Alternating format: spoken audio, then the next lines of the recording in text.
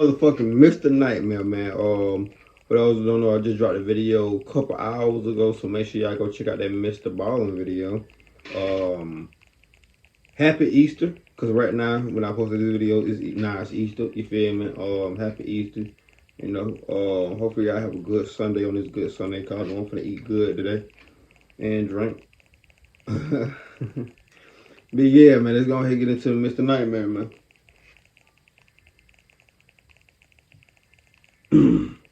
Year. The cabin was an entire unit rental, and it was paid month to month, which was ideal for my I bet, yeah.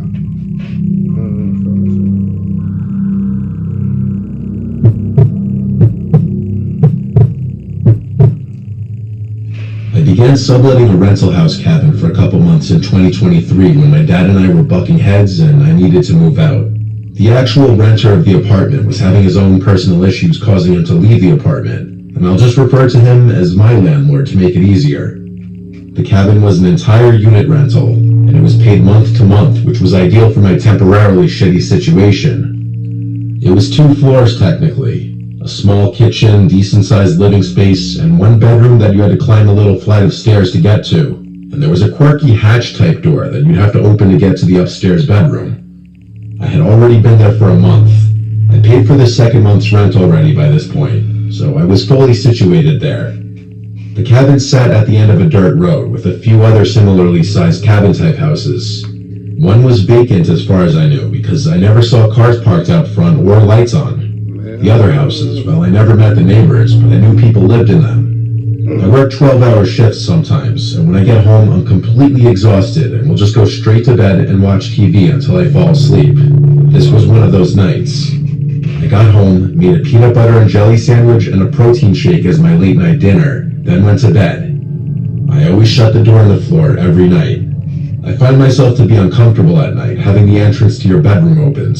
Something about it makes me feel exposed or vulnerable. Though this door on the floor didn't have a lock. I don't care. I think everybody like that. Like, anywhere I go, bro, I want my door to be closed. No cap. No cap. Probably locked too here. This cabin was made for one person or a couple. I was watching TV in bed when I heard it. A voice from down below, saying, "Who's up there?" I instantly felt my heart stop for a second as I shot up to an upright position. It sounded like it came from inside the house, but it also could have maybe come from outside. I grabbed the TV remote to turn off the TV. I crawled over to look at the circular window above the bed. I didn't see anyone out there, but it was also very dark. I said, "Who's there?" And the deafening silence that followed afterwards led me to getting off the bed and putting my hand on the handle to the door. I lifted the door and looked down the staircase. I actually said my dad's name, thinking maybe he came over. There was no response. I walked downstairs. I was extremely scared. I flicked on the first light switch I passed. The living room lit up. As I expected in the back of my head, there wasn't anyone down there. I was still chalking this up to someone from outside. I turned on the front outside light and looked out the windows, and there wasn't anyone in front. By this point, I was really confused. I turned off the living room light and climbed the stairs back to my bedroom, shutting the door on the floor. I was pretty awake now, so I turned the TV back on. I would have been awake Not too. even 5 minutes later, I heard pounds on the bedroom door from below. They sounded angry or like they were supposed to scare me. If there was... Brother, you ain't got no type of weapon? Fuck is we talking about? Any doubt before, this confirmed it. Someone was in the house. I left the TV on this time and just stayed completely motionless because I was genuinely too scared to move an inch. The scariest part was whoever was down there could easily open the door as there was no lock. I laid silent for about 20 minutes, and once I felt comfortable to move, I looked for my phone, and of course, of all times, it wasn't on my nightstand. Oh, wow. I couldn't find it. I may have left it downstairs. So I opened the door of my bedroom and looked down the stairs. With the constantly changing light from the TV screen, I could see just a little bit down the stairs to the living room. So I went down the stairs quietly, and when at the bottom, instead of turning on any lights, I ran out the back door barefoot and ran to the nearest neighbor's house where I knew people lived, and I saw their lights were on. I knocked on the door a bunch of times, and then I noticed someone at the window next to the door, looking at me. I didn't know how long they had been watching me. I yelled through the glass explaining what happened, that I'm his neighbor, and that I need a phone to call the police. He definitely heard me, but he just stared at me. It was unsettling, and I started to back away from the door as I realized he wasn't even responding to me, just creepily watching me. I looked around the road and saw no other houses in the distance with their lights on. Momentarily, I had a thought. What if that guy had something to do with it? I went back to my rental through the back door, which was closed just like I left it. I went inside and locked it and turned on every light in the tiny house. I looked not only for an intruder, but my phone downstairs. And I finally found my phone in my car when I thought to look there. Your car is I crazy. was so tired earlier that I left it in the center console. I went back inside. The TV was still on up in the bedroom. Gang, I know if I went, I know I don't forget my motherfucking phones. I know if I went in the burning house to go get my phone, I'm not leaving my phone in a motherfucking car while I got a rental. Staying by myself. And me running back in the house to go get my phone in a burning house, true story. Do your homework. I climbed the stairs. When I got to the top, I saw someone sitting on my bed, staring at the TV. It was a man. Nigga, what? I screamed, and he turned his head slowly to look at me. Slowly? Man, balloon, man. Oh, shit, you tripping.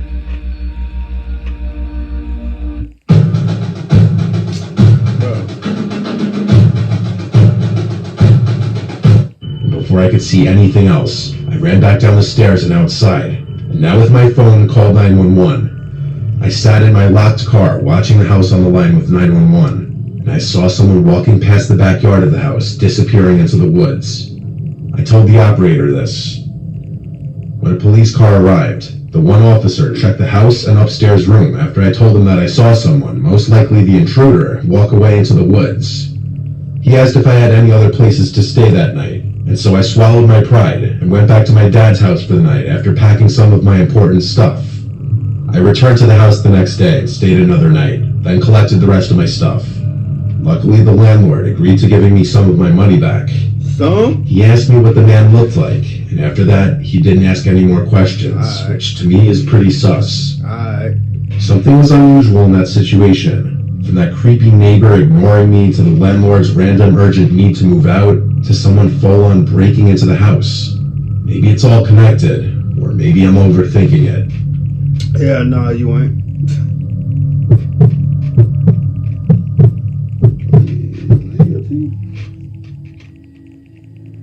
It was a Tuesday night around 11 p.m. in 2013, and I was walking down a dimly lit street at night on my way home from work. My car had been in the shop, so I'd been forced to walk 3 miles home every day.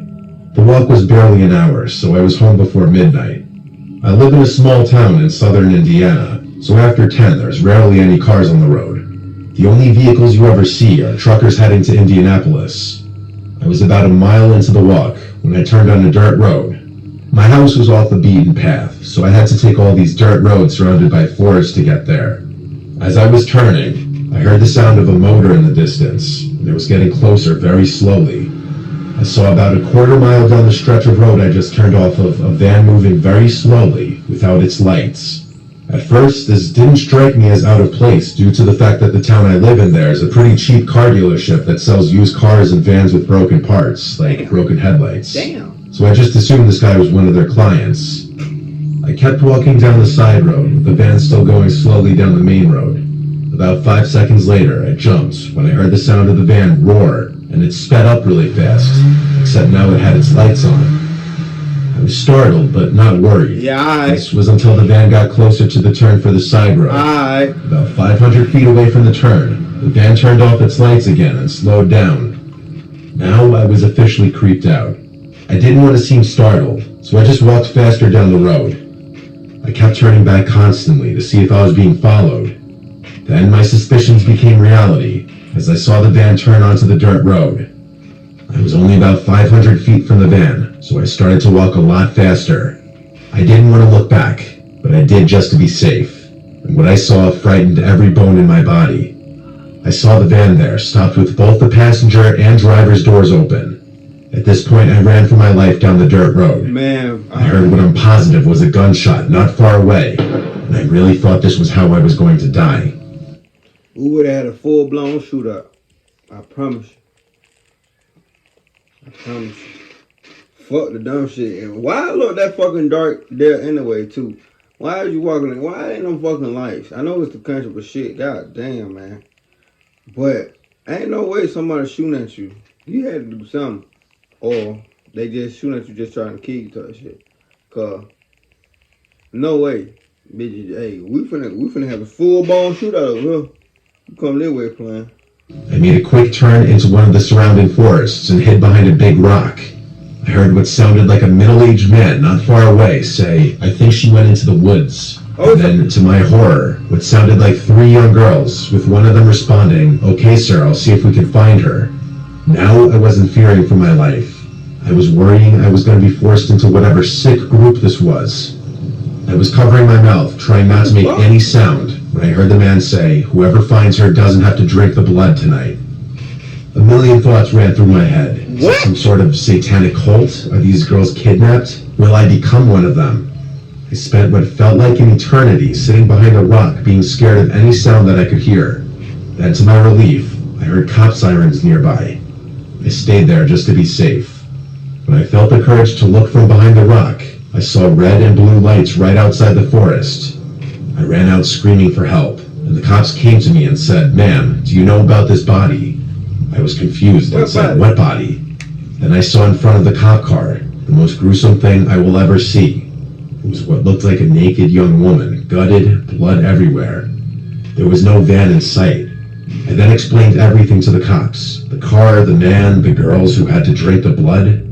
The cops said they'd look into it and were nice enough to drive me home.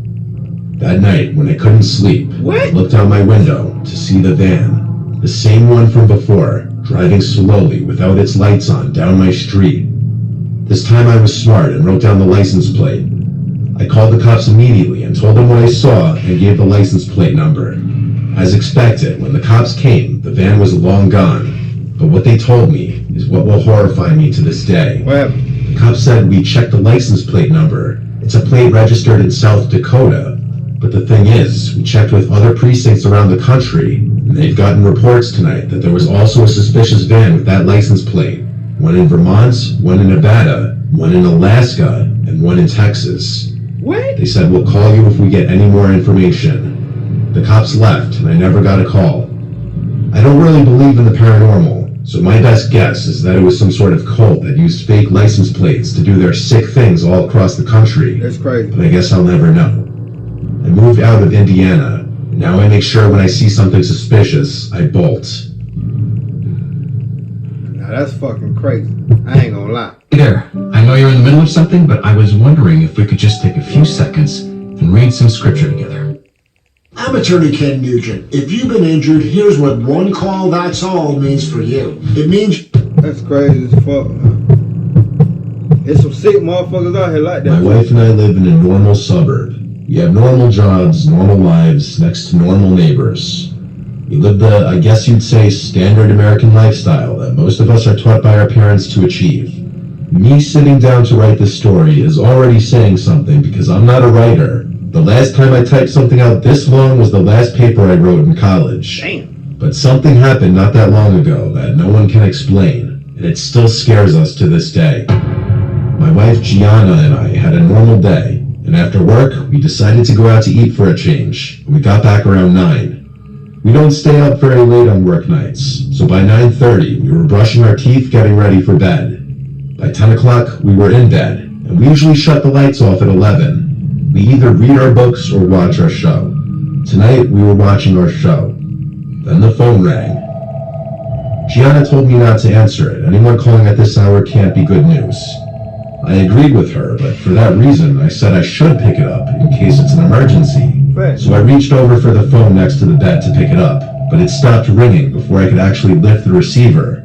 That old landline was trash. The second the call stopped, the caller ID would disappear, and there wasn't a way to check the call history. Oh well, wrong number. But a few minutes later, the phone rang again, so I grabbed the phone and looked at the screen. It said unknown number. Gianna and I both thought that was unusual, especially past 10 o'clock. I feel that there is a generally accepted cutoff time for phone calls, and that's after 9 p.m. In other words, that was me. I began cussed out getting a phone call 2 o'clock in the morning. 10 o'clock at night while I'm booed up. I began cussed out. But okay. That's just me though. Didn't pick up the phone. And right after it stopped ringing, the phone rang again. Suddenly, it felt like it was an emergency. Like, God forbid, something happened to a relative. So I picked up in a hurry. On the other end, it was the voice of my neighbor, Al. He asked me if I knew that man standing out in front of my house. What, bitch? I said, "What are you talking about?" He told me to go outside and hung up. I found it insanely bizarre the way he'd just hang up abruptly like that. Gianna's face when I told her what Al just said was a look of fear. She said, "Don't go out there." I said, "I'm just gonna look out the window." I went downstairs and moved the curtain a bit to look out to the front lawn. There was definitely no one standing outside. I opened the front door and then the storm door and stepped out to the front stoop. What the I looked around and looked into the bushes right in front of the house. Nobody. So I got a little annoyed at the idea that Al would prank call us this late on a work night. It also just felt a little out of character for him to do that. I went back to bed and told Gianna that no one was out there and Al was probably messing with us. She was just as confused by that as I was. Hell no. It just felt bizarre. She told me to call him, and so I did. But it rang and went straight to voicemail. So I left a voicemail saying, "Hey Al, what was that call about? Give me a call back." Then the phone rang. It said unknown caller again. I picked up, and it was Al again, saying before I could even say anything, "Go outside. There's someone standing outside your house." He said it in a calm, slow voice. Then he hung up. I got up and said out loud, "Alright, what the hell is going on?" I told Gianna to wait here. I went downstairs. You ain't got and no back to the weapon? window. I looked through the curtain, and this time I saw someone standing right at the end of our walkway where it met the sidewalk. Oh shit. He had a hood over his head, effectively covering his face to just blackness. I was honestly shaken. I opened my door and said outside, "Can I help you?" The man just stood in place. I threatened him with calling the police. Fuck that. Then the house phone rang again. I closed the front door and went to the kitchen phone, and this time noticed the caller ID showed my neighbor Al's number. I picked up, and Al said in a much more normal voice, "Hey, I just got your voicemail. What was that about? I didn't call you." I was so confused. What? I swore to him he just called me twice, telling me about a man outside my house. He sounded even more confused than me. Then moments later, he said he doesn't see anyone outside my house. I went back out to look out the window, and that man who was standing outside my house was gone. I demanded Al tell me right now if this was a joke, and if I found out it was and he wouldn't tell me, we'd have a problem. Al claimed he was telling the truth, and he's not some immature prankster kind of guy. He's a very low-key, respectful person. I had to put him on speaker so Gianna could vouch for me that I wasn't going crazy, and that we did in fact get 2 calls from someone who sounded just like him. He did the same and put his wife on the phone as well to vouch for him. In the end, what could he really say though, except for it sounds like someone was pranking us. Eventually, we got off the phone, but I was no less horrified than I was before. I had to go back downstairs one more time to hang up the downstairs phone, and so I looked outside one more time. The man was still no longer there. None of us could ever figure out this unexplainable situation. I ain't gonna cap. That's some. Sound like somebody prank calling y'all. Y'all felt for it. I ain't gonna cap. But this whole goddamn story was fucking crazy. All 3 hours crazy. That being said, man, see y'all when I see y'all. Happy Sunday. Happy Easter. Happy Sunday, Easter. Same thing. Let's ride. Make sure y'all hit that thumbs up. Subscribe. Let's ride, nigga.